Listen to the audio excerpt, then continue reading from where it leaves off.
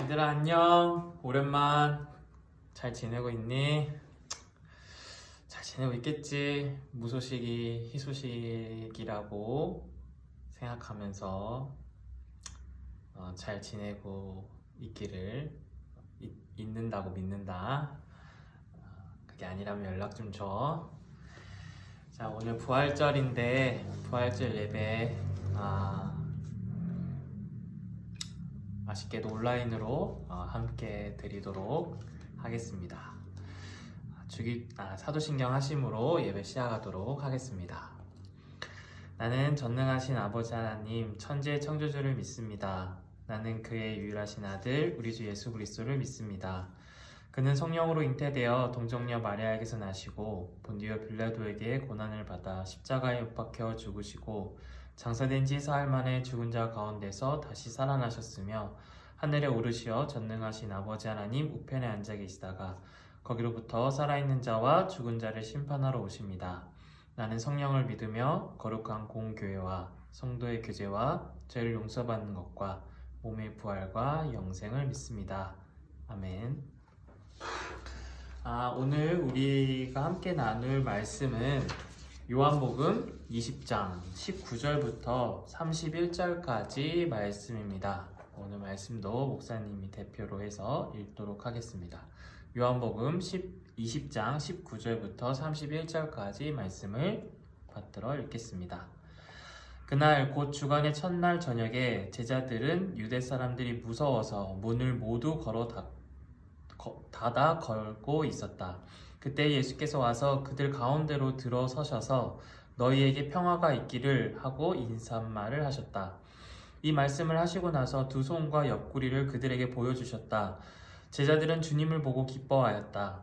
예수께서 다시 그들에게 말씀하셨다. 너희에게 평화가 있기를 빈다. 아버지께서 나를 보내신 것 같이 나도 너희를 보낸다. 이렇게 말씀하신 다음에 그들에게 숨을 불어넣으시고 말씀하셨다. 성령을 받아라. 너희가 누구의 죄든지 용서해주면 그 죄가 용서될 것이요 용서해주지 않으면 그대로 남아있을 것이다. 12제자 가운데 하나로서 쌍둥이라고 불리는 도마는 예수께서 오셨을 때에 그들과 함께 있지 않았다. 다른 제자들이 그에게 우리는 주님을 보았소 하고 말하였으나 도마는 그들에게 나는 내 눈으로 그의 손에 있는 못자국을 보고 내 손가락을 그 못자국에 넣어보고 또 내 손을 그의 옆구리에 넣어보지 않고서는 믿지 못하겠소 하고 말하였다. 여드레 뒤에 제자들이 다시 집 안에 모여 있었는데 도마도 함께 있었다. 문이 잠겨 있었으나 예수께서 와서 그들 가운데로 들어서셔서 너희에게 평화가 있기를 하고 인사말 하셨다. 그리고 나서 도마에게 말씀하셨다. 내 손가락을 이리 내밀어 내 손을 만져보고 내 손을 내 옆구리에 넣어보아라. 그래서 의심을 떨쳐버리고 믿음을 가져라. 도마가 예수께 대답하기를 나의 주님 나의 하나님 하니 예수께서 도마에게 말씀하셨다. 너는 나를 보았기 때문에 믿느냐? 나를 보지 않고도 믿는 사람은 복이 있다. 예수께서 제자들 앞에서 이 책에 기록하지 않은 많은 다른 표징도 많이 행하셨다.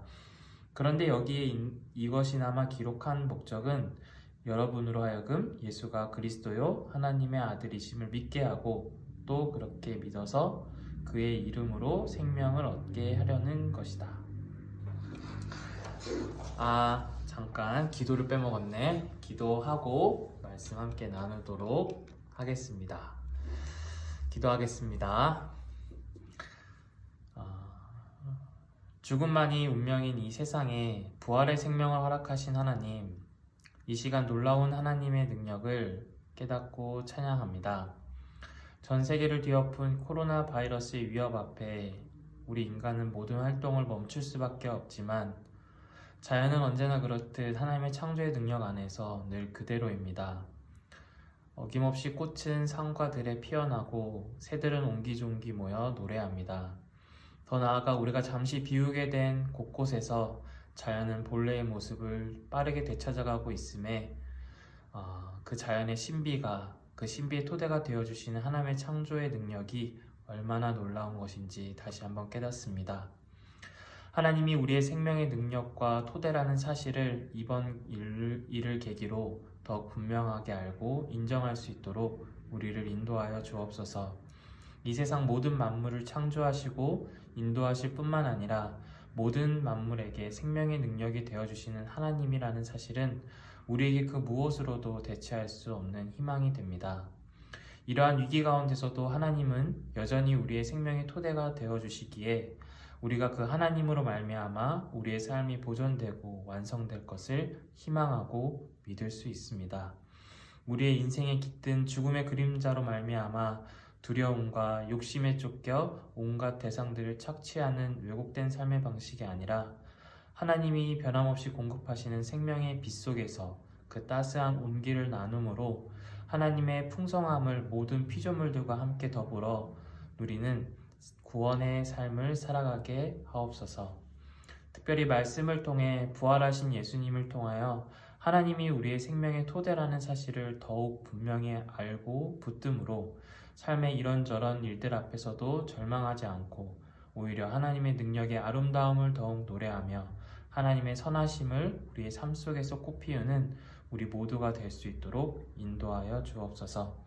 사랑이 많으신 예수 그리스도의 이름으로 기도드립니다. 아멘. 자, 오늘 말씀을 함께 나누도록 하겠습니다. 우리가 작년에 2019년에 세계 과학자들이 굉장히 놀라워하고 또 과학자들뿐만 아니라 일반 사람들도 굉장히 놀라게 한 사건이 하나 있었는데 뭘까? 과학자들이 특별히 놀랐고 또 과학자들뿐만 아니라 그냥 일반 사람들도 굉장히 놀라워한 일이 어떤 발견이 있었어. 어떤 사건이 있었는데 그게 뭐냐면 바로 2019년에 블랙홀을 사진으로 찍게 된 거지.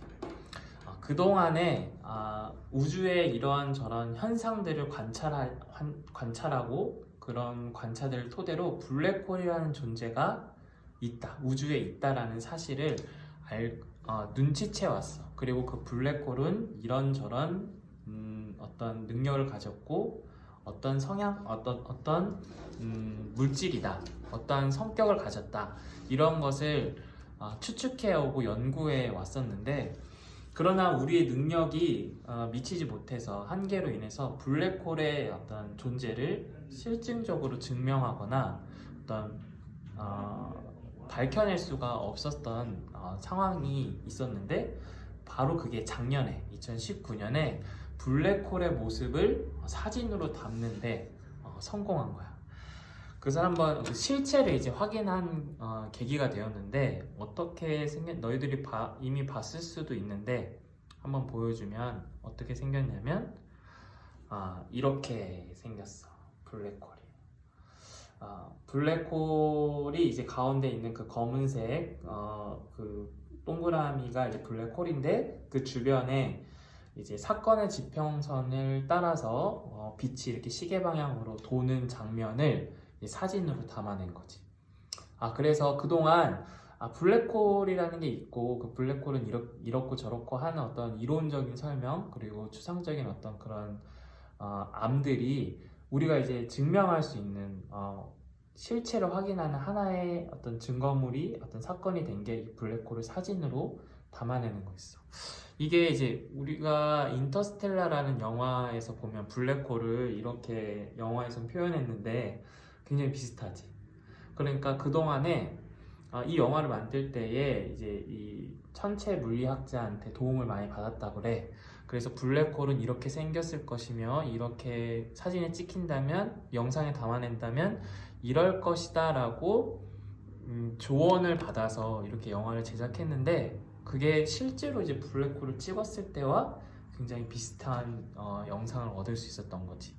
그래서 이 블랙홀의 실체를 확인함으로써 그것을 증명하게 된 이 계기를 통해서 우리 인류는, 인간들은, 또 과학자들은 우주에 대해서 더욱 자신감을 가지고 또 접근할 수 있고, 더욱더 용기를 가지고 연구하고 우주를 우주를 향해서 나아갈 수 있는 발견이 된 거야. 그러니까 블랙홀이라는 걸 실제로 확인하기 전과 후는 어떤 우주를 대하고 우주를 연구하고 우주를 향해 나아가는 데 있어서 아주 많은 변화를 가져올 수밖에 없는 거지. 우주의 블랙홀의 실체를 인정하느냐 인정하지 않느냐에 따라서 이제 우리가 우주를 대하는, 그리고 우주에 한 발자국 더 나아가는데 그 방향과 방법은 굉장히 다를 수 있기 때문이지.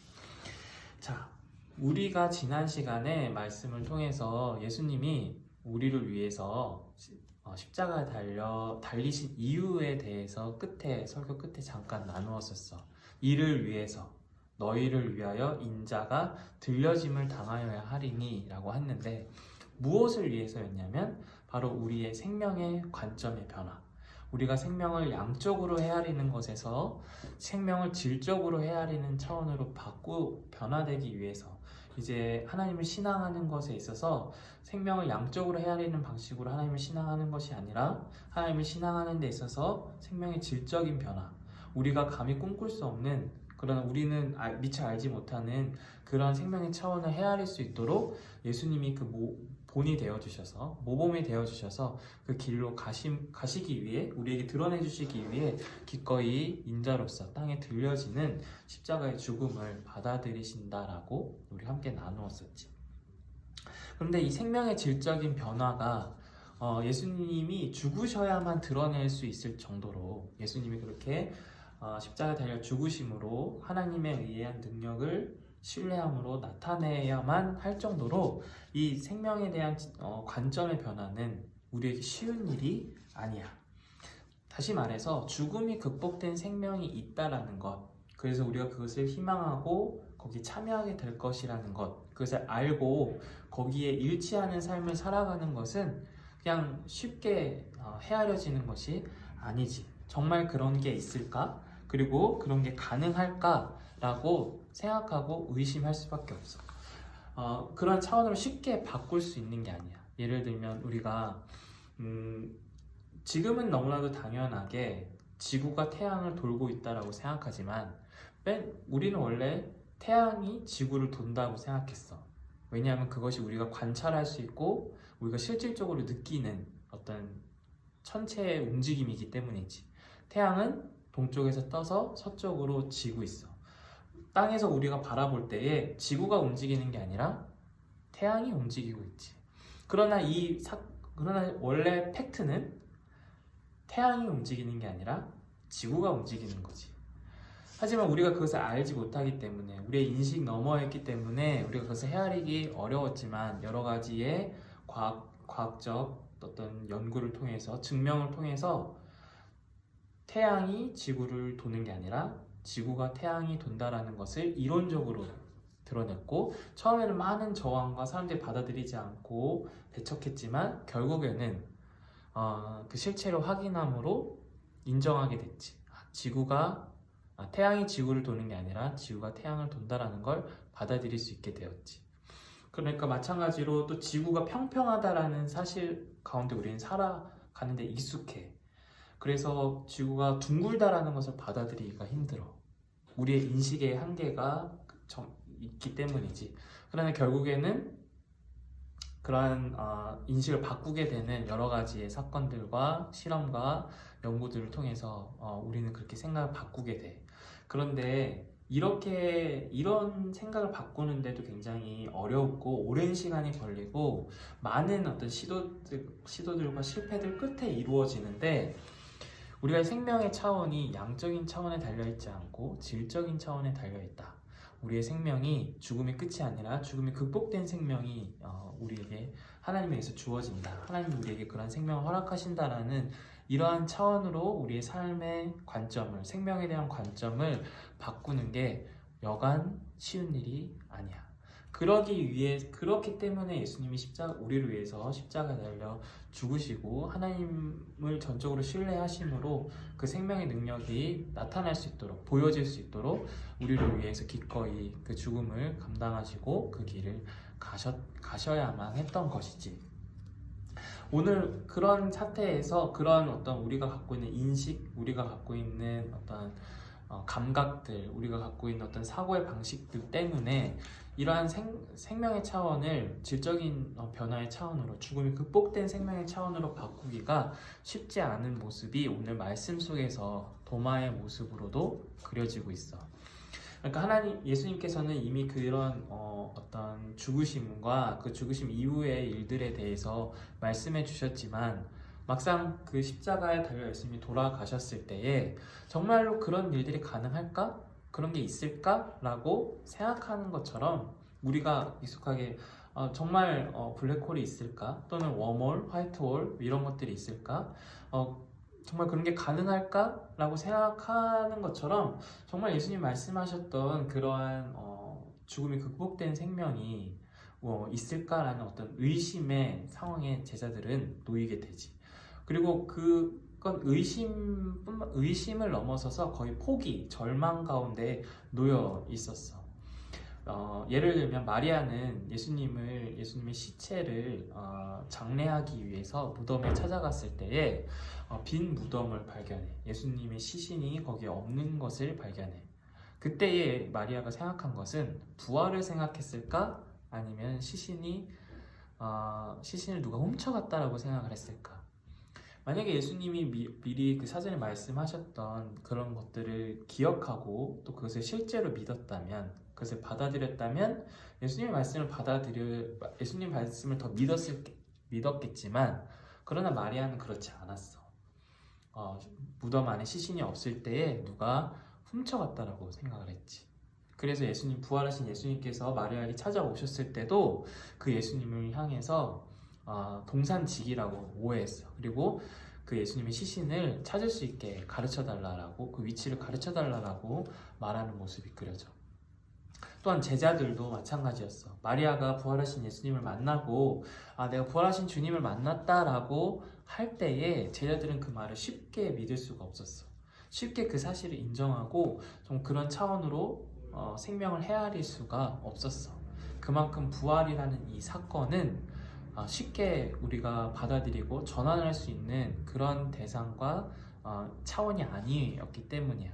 그러나 그런 제자들을 향해서 예수님이 오셔서 그 부활하신 몸을 보여주시고 제자들로 하여금 확인할 수 있게 하셨을 때, 제자들은 그 전까지는 너무 무서웠고 또는 위협 가운데 있었기 때문에, 왜냐면 예수님을 따르다가 그런 예수님이 이제 죽으셨고 더 이상 예수님을 따를 수 없는 그 상황에서 절망하고 두려움 가운데 있었기 때문에 이제 문을 꼭꼭 걸어 잠그고 숨어 있었던 상황에서, 그러나 이제 그들은 부활하신 예수님을 만나고 경험함으로 이제 그 두려움이 기쁨으로 바뀌고 이제 새로운 용기로 나아갈 수 있게 된 것이지. 이런 우리가 익숙한 삶의 방식에서 여전히 두려워하고 의심하고 정말 그런 것이 가능할까? 그런 것이 있긴 할까라고 의심하는 대표적인 모습이, 그런 절정의 모습이 도마에게서 그려지고 있어. 도마는 이 마리아 또 그리고 다른 제자들이 우리가 부활하신 주님을 만났다라고 말을 할 때에 뭐라고 얘기를 하냐면, 도마는 그들에게 25절 말씀을 보면, 나는 내 눈으로 그의 손에 있는 못자국을 보고 내 손가락을 그 못자국에 넣어보고 또 내 손을 그의 옆구리에 넣어보지 않고서는 믿지 못하겠소 라고 말하였다. 그러니까 도마가 지금 이렇게 말하는 것은 어떻게 보면은 굉장히 내가 블랙홀의 사진을 확인하기 전까지는, 내가 지구가 둥글다라는 사진을 확인하기 전까지는, 또는 지구가 태양을 돌고 있다라는 그러한 장면을 보기 전까지는 내가 도저히 믿을 수 없다라고 생각하는 것과 같은 거야. 그러니까 그만큼 도마의 지금 의심은 어떻게 보면 우리가 인지할 수 있는, 사고할 수 있는 방식의 근거에서 합리적이고 이성적이고 또 상식적으로 접근하고 있다는 것을 알 수 있어. 어떻게 보면 이 의심은 당연한 것이라고 할 수 있지. 그러니까 예수님이 죽으셨는데 다시 살아나셨다라는 것은 그냥 쉽게 받아들일 수 있는 내용이 아니기 때문이야. 예수님이 죽으셨다라는 사실은 굉장히 명백한 사실이었어. 부인할 수 없는 팩트였어. 예수님이 숨이 끊어지시고 죽으시고 무덤에 묻히신 거를 제자들은 다 확인했기 때문이지. 그렇기 때문에 그들은 굉장한 두려움과 절망 그리고 실패감 속에 묻혀 있었어. 더 이상 어떤 다른 가능성을 도저히 생각할 수 없는 그 순간에 예수님의 부활의 소식을 듣게 된 거지. 제자들은 두려움 가운데 그리고 생명의 위협 가운데 마치 오늘날 우리가 코로나라는 이 바이러스의 위협 앞에 움츠러들고 숨고 어떤 보호할 수밖에 없는 그런 어떤 삶에 움츠러진 삶의 방식 가운데서 도마는 예수님이 부활하셨다라는 소식이 들릴 때 그것을 의심할 수밖에 없는 거지. 예를 들어 오늘 코로나 바이러스가 다 없어졌대. 이제 우리가 마음껏 살아갈 수 이제 예전처럼 자유롭게 살아갈 수 있대라고 말을 한다면 어떨까? 그것을 그냥 단번에 쉽게 받아들일 수 있을까? 아니지. 여전히 우리는 정말 그럴까? 아니면 여전히 또 바이러스가 나오는 게 아니야 라고 의심을 하게 되는 것처럼 확실한 어떤 뭐가 없으면 증거가 없으면 사실을 확인할 수 있는 어떤 매개가 없으면 의심할 수밖에 없는 것처럼 지금 도마는 예수님의 부활하신 소식 앞에 그것을 쉽사리 받아들이지 못하고 있어. 그만큼 절망 가운데 다시 반대로 얘기하면 희망이 없는 가능성이 없는 사태 가운데 놓여 있었다라는 얘기야. 그렇다면 이거에 대한 해결책이 뭘까? 도마가 어떻게 하면 의심을 떨쳐버리고 믿는 자가 될 수 있을까? 어떻게 하면 그가 기존에 갖고 있었던 생명의 그 관점을 하나님이 행하실 수 있는 생명의 관점으로 바꿔서 생각하고 바라볼 수 있을까? 그 결정적인 사건, 계기가 무엇이 될 수 있을까? 그건 앞에서 마리아와 마찬가지로 또 다른 제자들이 경험했던 것과 마찬가지로 그 예수님에게서 일어난 그 부활의 사건을 알아보는 데서 그 부활의 사건이 어떤 것인지 어떤 의미인지 어떤 능력인지를 헤아리는 데 있어서 비로소 그가 갖고 있는 가치관, 생각, 어떤 세계관을 바꿀 수 있게 되는 것이지. 그러니까 부활의 사건을 알아보는 것에서 그 부활의 능력에 눈이 밝아지는 것에 있어서 그 부활로 드러난 죽음이 극복된 생명의 깊이를 들여다보는 것에서 우리는 생명의 관점을 바꿀 수 있고 질적인 차원으로 생명을 전환할 수 있다는 거지. 그러니까 예수님의 부활의 사건은 하나님이 우리의 생명의 주 그리고 창조주 하나님이 피조물인 우리와 함께 하신다라는 사실 그리고 생명의 빛을 비춰주시고 있다라는 사실을 가장 강력하고 가장 부인할 수 없는 방식으로 확인하고 증명하고 경험한다라는 거야. 그 놀라움 앞에서 더 이상 다른 생각을 하지 않을 수 있게 된다라는 거지. 지금 우리는 죽음의 두려움에 너무나도 크게 사로잡혀 있기 때문에 죽음이 극복된 생명이라는 것을 생각하기가 어려워. 죽음이 너무나도 강력한 힘으로 우리에게 영향력을 주고 있기 때문에 쉽사리 죽음이 극복된 생명이 있다는 것을 받아들일 수가 없다라는 얘기야. 그러니까 우리에게는 지구가 절대적으로 어떤 넓은 세계로 작용하고 있기 때문에 평평한 세계로 느껴지고 있기 때문에 지구가 둥글다라는 사실을 받아들이기가 힘들다라는 거야. 하지만 우주에서 지구를 바라보는 사진을 보여주면 지구가 둥글다라는 사실을 우리는 비로소 받아들일 수 있게 되겠지. 또한 지구가 엄청난 속도로 태양을 돌고 있다는 사실을 우리는 쉽게 받아들일 수가 없어. 우리는 이렇게 지금 서 있는데 지구가 엄청나게 빠른 속도로 태양 주위를 돌고 있다라고 그것을 받아들이기 어렵다라는 거야. 우리의 느낌이, 감각이 그것을 인지하지 못하기 때문이지. 하지만 지구가 태양을 돌고 있다라는 것을 딱 우주에서 보여주면 우리는 거기서 비로소 우리의 생각을 전환하고 바꿀 수 있게 되겠지. 그러니까 부활의 사건은 우리가 쉽게 헤아릴 수 있는 건 아니야. 왜? 우리는 죽음이라는 한계 아래에서 그 죽음에 의해서 우리의 삶이 늘 훼손당하고 왜곡되고 있기 때문에 죽음이 극복된 생명의 어떤 그 실체를 확인하기도 어렵고 인식하기도 어렵고 그 죽음이 극복된 생명의 차원의 우리의 삶을 일치하기도 굉장히 어려워. 그렇기 때문에 도마처럼 의심할 수밖에 없고 또 두려워하는 상황에 계속 머물러 있을 수밖에 없는 거지.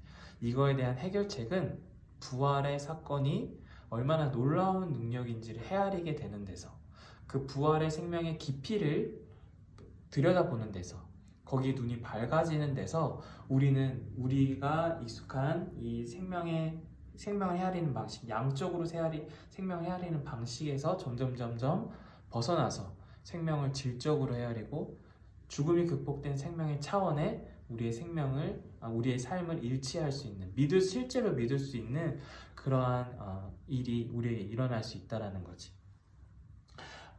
죽음이 극복된 생명의 차원이 바로 부활의 사건이야. 예수님이 부활하신 사건은 하나님이 어떠한 능력을 갖고 계신지가 드러난 사건이라고 보면 돼. 하나님이 어떤 분이신지.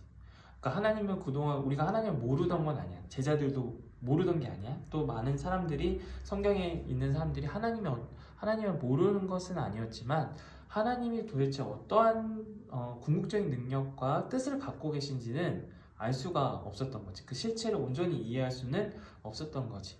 그러나 부활의 사건에서 우리가 하나님은 이것도 할 수 있고 저것도 할 수 있고 또 우리에게 이런 일들도 행해 주실 수도 있고 저런 일도 행해 주실 수가 있어. 그러니까 하나님이 이런 일들을 우리에게 행해 주셨으면 좋겠어 라고 각자 생각하던 그런 방식들이 다 정리가 되는 거야.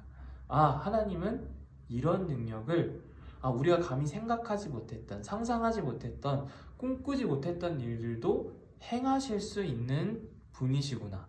그러니까 우리가 하나님께 이제 구해야 하는 일, 그리고 반드시 구해야 하는 일이 이런 일이구나라는 사실이 드러난 계기가 바로 이 부활 사건이라는 것이지.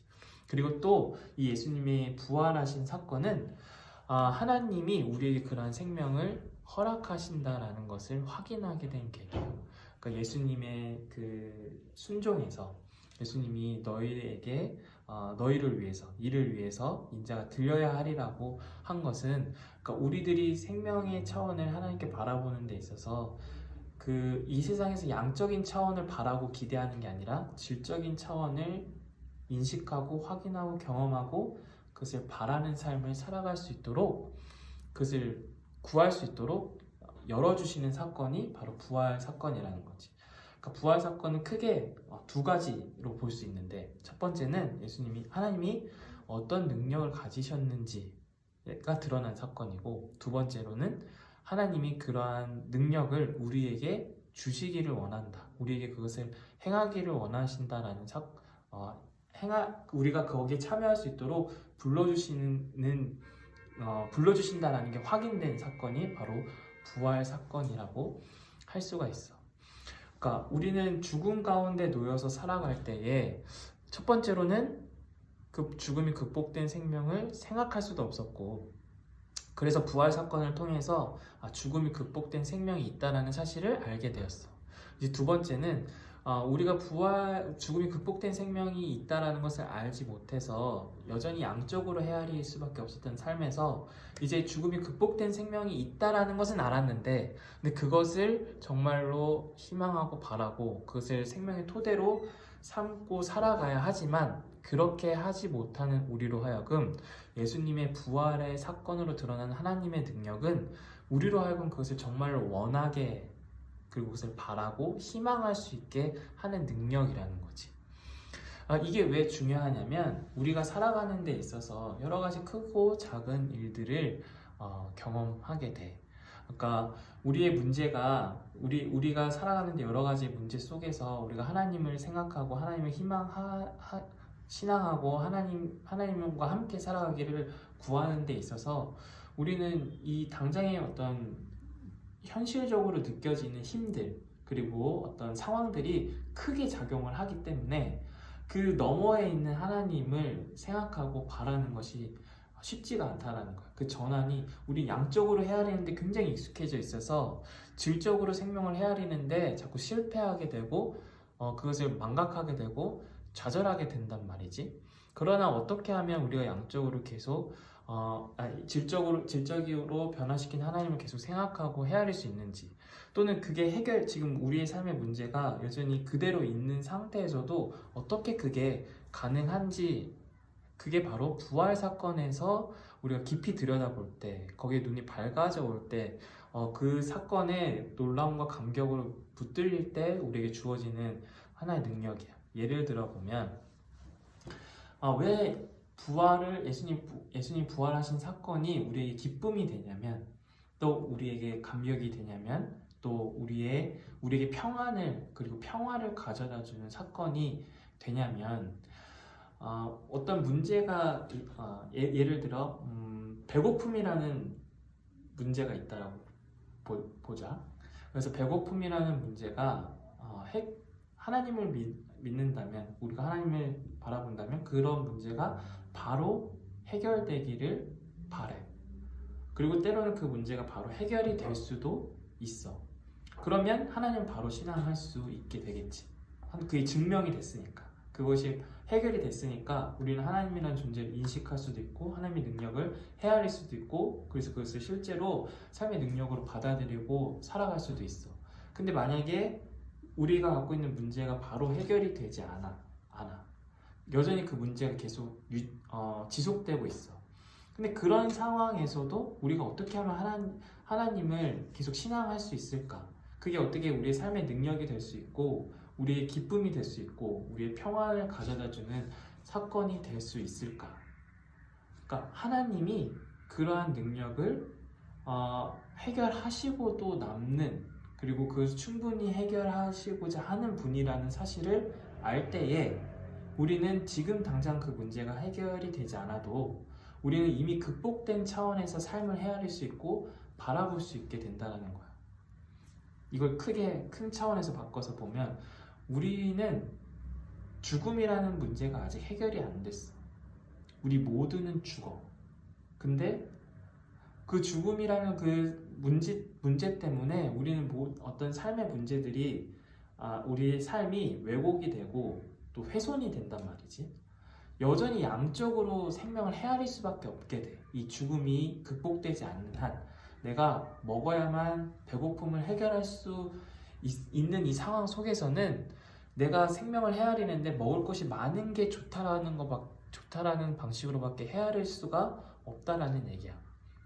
그런데 어떻게 하면 우리가 질적으로 변화할 수가 있냐면, 하나님이 그 죽음을 해결하실 수 있는 분, 죽음이 극복된 생명을 베푸실 수 있고 그러한 능력을 가지고 계시고, 뿐만 아니라 그러한 죽음이 극복된 생명을 우리에게 약속하시고 우리가 거기에 참여할 수 있도록 인도하시는 분이라는 사실을 우리가 깊이 알 때, 거기에 눈이 밝아질 때, 거기에 완전히 우리가 붙들릴 때에 아직 죽음이 극복되지 않은 우리의 삶의 형편과 자리와 여러 가지 상황들 속에서도 그 상황 속에 그런 상황 속에서도 생명이 극복된 차원의 죽음이 극복된 생명의 차원에 잇대어서 그 토대를 두고 지금 우리의 삶을 살아갈 수 있는 능력이 된다라는 뜻이야. 이게 정말 우리에게 가져다주는 평화와 또 자유와 또 안식을 가져다주는데, 이게 좀 어려울 수 있기 때문에 다시 한번 쉽게 예를 들어보면, 너희들이 나랑 여행을 여러 군데를 갔었지, 그치? 근데 만약에 너희가 나랑 여행을 갔는데 길을 잃어버렸어. 그래서 길을 잃어버려서 막 배도 고프고 막 춥고 막 그래. 근데 그게 만약에 한국이야. 그럼 어떨 것 같아? 한국에서 길을 잃어버린 거야. 우리가 여행을 갔는데, 근데 막 불안해? 아니면 막 두려워? 아니면 무서워? 아니겠지.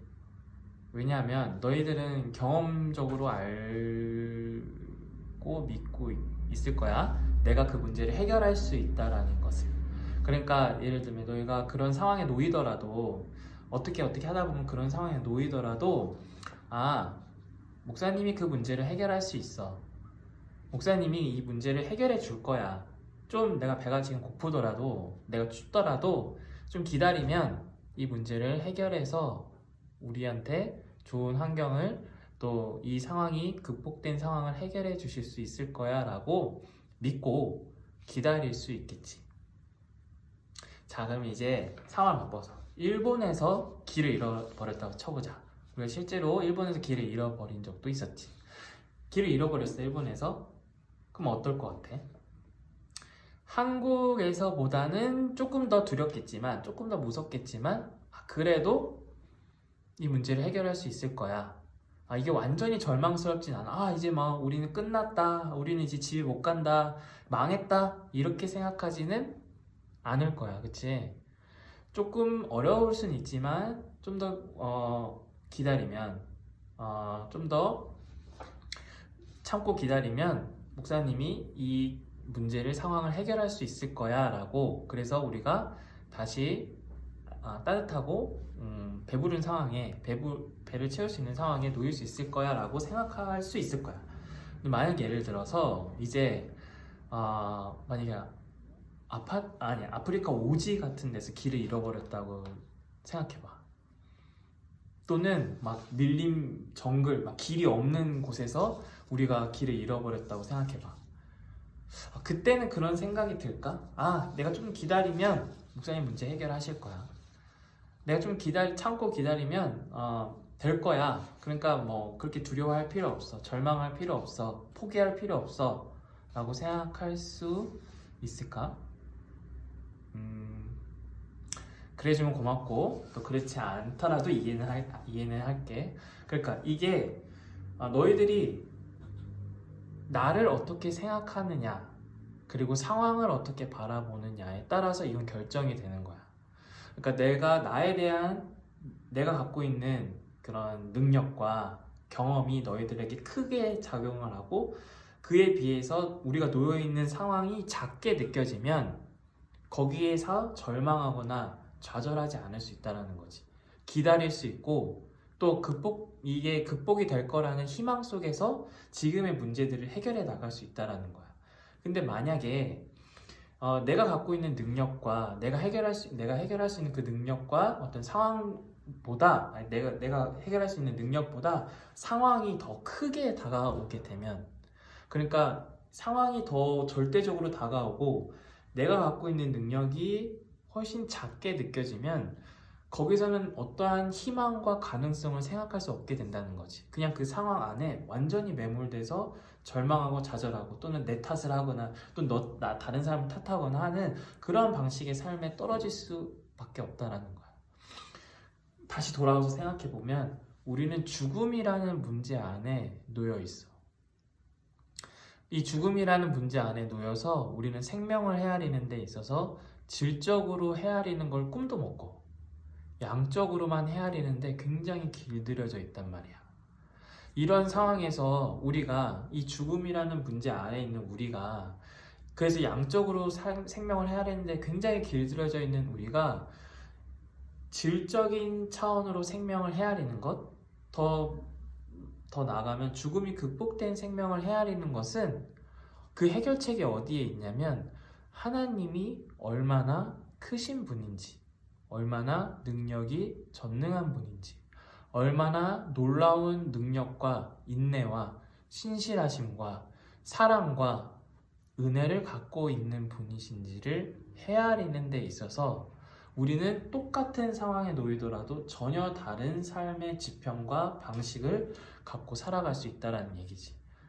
하나님이 크게 느껴질수록, 더 놀라우신 분으로 내게 다가올수록 나는 이 상황 가운데서 똑같은 상황에 놓여 있었어도 절망하지 않고 좌절하지 않을 수 있어.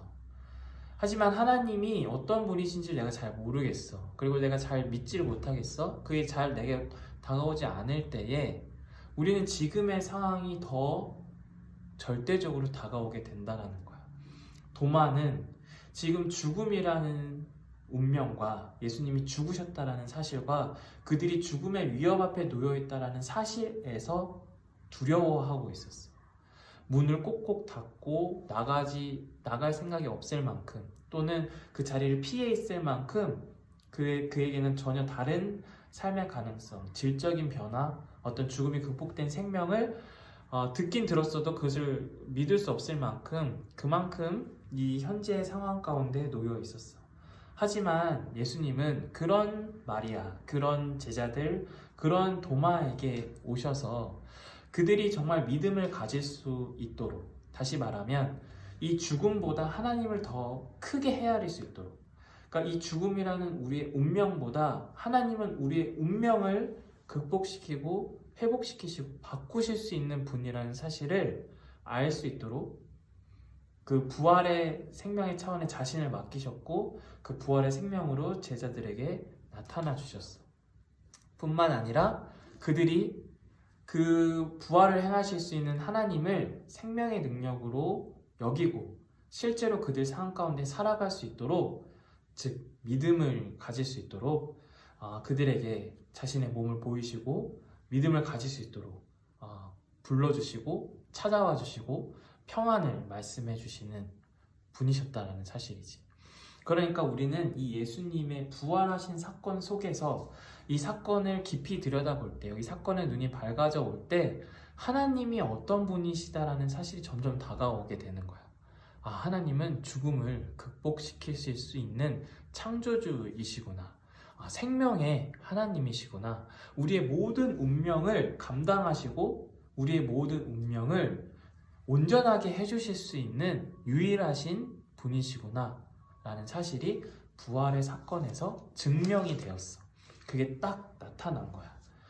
그리고 뿐만 아니라 우리가 그건 알긴 알겠어. 하지만 지금 나한텐 지금 이 삶이 너무나 더 중요해. 너무나 더 실질적으로 다가와. 그 죽음이 극복된 생명은 나한테 별로 와닿지 않아. 그러니까 나는 그런 게 있다고 하더라도, 그걸 알더라도 나는 지금의 삶의 방식대로 더 살아갈 거야 라고 말하고 그것을 의심하고 그것을 믿지 못하는 우리들에게 찾아오셔서 그 생명의 실체를 실질적으로 알 수 있게, 눈이 밝아질 수 있게 도와주시고 초청하시고 우리에게 계속해서 그것을 드러내어 주심으로써 우리로 하여금, 믿음이 없는 우리로 하여금, 의심이 많은 우리로 하여금 정말 그 생명의 실체를, 그 질적인 변화의 생명의 실체를 확인하고 그것을 붙들 수 있도록 도와주시는 분이 바로 예수님의 부활 사건에서 드러난 하나님이시여. 그러니까 예수님은 그 하나님의 통치를 우리들에게 드러내어 주시고 우리에게 계속해서 전해 주신 분이야. 그래서 예수님을 하나님의 아들로 고백하는 거지. 그 결과 어떠했을까? 그 예수님의 부활 사건을 통해서 하나님의 능력을 헤아리게 되고 또 하나님이 어떻게 우리에게 그 일을 베풀고 계신지를 헤아리게 되는 그 결과, 이제 우리는 우리의 삶 속에서 이 죽음이 극복된 생명의 차원을 확인하고 또 그것을 실제로 붙듦으로써 우리는 우리의 삶 속에서 예수님이 말씀하신 것처럼 평화를 누리게 돼. 하나님이, 그러한 놀라운 능력을 갖고 계신 하나님이 나와 함께 하신다는 사실 안에서 우리는 희망을 갖게 되고 또 전혀 다른 가능성으로 삶을 헤아리게 되고 평화를 누리게 돼. 지금에 주어진 어떤 삶의 조건과 형편에 매이지 않게 돼. 왜냐하면 이런 형편과 조건에 매이지 않도록 하나님은 그런 우리의 상황보다 훨씬 큰 분이시고 훨씬 큰 능력으로, 포기되지 않는 힘으로, 능력으로, 노력으로 우리를 계속 도와주시는 분이기 때문이야. 내가 사실은 한 번에 그 문제를 극복할 수 없을지도 몰라. 내가 한 번에 하나님을 믿지 못할 수도 있어. 내가 하나님을 믿는 것 같다가도 실패할 수가 있어. 하나님이 부활을 행하실 수 있는 분이라는 사실이 드러났어. 그래서 그 하나님을 받아들이고 믿게 되는데 때로는 내가 그 사실을 받아들이지 못할 수도 있어. 다른 사람들은 막 믿고 그 문제들을 잘 해결해 나가는데 나는 그렇지 못할 수도 있단 말이지. 하지만 하나님은 그걸 포기하지 않는 분이시다라는 사실이 이 부활 사건에서 드러나는 하나님의 능력이야. 다스림이야. 그러니까 내가 실수하거나 실패하거나 내가 포기하더라도 하나님은 포기하지 않고 찾아오시고 그것을 드러내어 주시고 확인하게 하시고 믿음을 갖게 하나님의 다스리심을 계속해서 베푸시는 분이라는 게 이 부활 사건에서 드러난 하나님의 다스림이지. 그 안에서 우리는 자유를 경험해. 왜냐면 그 능력이 나한테 달려있지 않고 하나님에 의해서 그게 나한테 주어진다는 사실 앞에서 나의 한계와 나의 무능력과 나의 연약함으로부터 나는 자유할 수 있게 돼. 그리고 그 하나님의 크신 능력에 의해서 나는 평화를 경험하게 돼. 평안을 경험하게 돼. 이게 우리에게 주어진 이 부활의 우리가 부활 사건으로 주어진 우리의 신앙의 능력이야. 그러니까 교회에서 부활절이 제일 중요하지. 부활절을 기뻐해. 엄청 중요한 날로 여겨져. 그런데 왜 그게 기쁜지를 알아야 되는 거야. 그냥 예수님이 부활하셨기 때문에 죽음 가운데서 살아나셨기 때문에 놀라운 이벤트가 벌어졌기 때문에 아니야. 단 그 사건을 넘어서는 거야. 그 부활의 그 이벤트가, 그 사건이, 죽음이 극복된 생명이 나한테 어떤 의미가 있고 나한테 어떤 능력이 있는지를 헤아리게 될 때에 우리는 비로소 기뻐할 수 있고, 비로소 정말 우리는 그 죽음이 극복된 생명을 나의 생명의 차원으로 받아들이고 실질적으로 내가 써먹을 수 있는, 내가 실질적으로 누릴 수 있는 생명의 능력으로 여기며 살아갈 수 있게 된다는 거지. 이럴 때에 우리는 삶에 많은 어떤 모순과 왜곡으로부터 또 벗어날 수가 있어. 마치 지구가 둥글다라는 사실을 모르고 어떤 생활을 하게 되면 어떨까? 많은 모순과 왜곡 속에서 생활할 수밖에 없어. 그렇지 않니? 지구가 네모나다고 평평하다고 생각을 하면 비행기를 탈 때 어떨까? 목적지를 못 찾아갈 수도 있을 거야. 그렇지? 지구가 태양을 돈다라는 사실을 모르면 우리는 많은 부분에서 오류를 경험할 수밖에 없어. 하나님이 우리의 생명의 토대시라는 사실과 우리에게 죽음이 극복된 생명을 그런 능력을 가지신 분이라는 것과 또 그것을 우리에게 이루시는 분이라는 사실을 모르면 우리는 많은 왜곡과 모순 속에서 살아갈 수밖에 없어. 내가 스스로 생명을 완성해야 된다고 여전히 생각하며 살아간다든지, 또는 그런 능력이 나한테 없어서 자책하고 좌절한다든지, 아니면 남을 부러워한다든지, 아니면 내가 생명을 이루고 있는 것처럼 착각해서 자만에 떨어진다든지, 그런 수많은 왜곡과 위선 속에서 살아갈 수밖에 없지만, 우리가 이 부활의 사건 속에서 하나님을 바라보게 될 때에 하나님은 분명하게, 하나님의 다스리심과 통치를 분명하게 인식하고 인정하고 그것을 따르게 될 때에 우리는 많은 것에서 자유와 해방, 그리고 안식과 평안을 경험할 수 있게 된다는 거지. 나는 너희들이, 그리고 나도 이러한 부활의 그 놀라움 앞에서, 그 부활의 생명의 빛 아래에서 우리가 그런 삶을 살아갈 수 있었으면 좋겠어. 우리가 죽음이 극복된 그 생명에 대한 희망과 용기로 살아갈 수 있었으면 좋겠어. 우리가 그러한 희망을 꿈꾸고 용기를 가질 수 있는 것은 그 죽음이 극복된 생명의 능력을 가지신 하나님이, 그리고 우리에게 그것을 어떻게든 주고자 하시는 그 하나님이 우리와 함께 하신다는 사실이야. 그러니까 부활 사건은 하나님이 우리와 함께하고 계시다는 사실이 드러나고 증명되고 보여진 사건이라는 거지. 그러면 그럴 때에 지옥 같은 만약 현실이 펼쳐진다고 하더라도 하나님이 함께 하신다는 사실에서 우리는 우리 자신에게, 또 우리의 능력의 부족함에, 연약함에 절망하지 않고 낙심하지 않고 계속해서 희망과 용기를 공급받으면서 새로 용기를 가지고 새로 희망을 가짐으로써 살아갈 수 있게 된다는 거야. 그럴 때 우리의 모든 삶의 형편과 상황으로부터 자유할 수 있고 벗어날 수 있고 또 상대적으로 여길 수 있어.